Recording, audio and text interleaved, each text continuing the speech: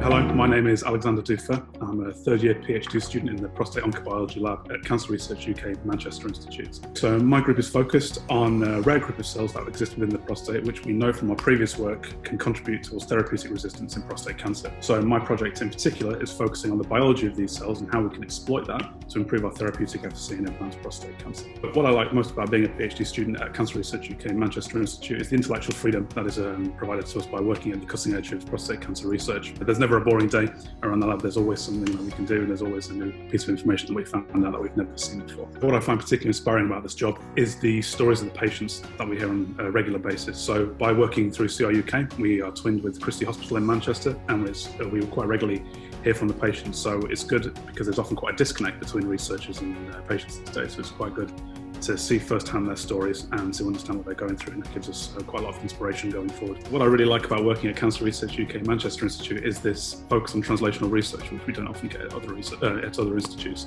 otherwise known as bench to bedside. So by working quite closely with the public in the Christie Hospital, we have the opportunity to interact both with patients, the general public, and with clinicians themselves.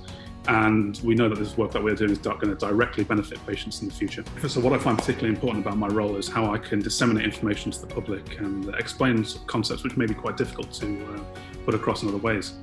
And recently I was part of something known as the Behind the Labels scheme, which was running at CRUK in Manchester, where this was a scheme where members of the public, clinicians and researchers all got together and we all shared our experiences and talked about what work we did and explained it in simple terms. Whilst I was behind the labels, I was running some demonstrations, and I was approached by a mother and her son, and unfortunately she had cancer, and the son was very inquisitive and was asking me lots of questions.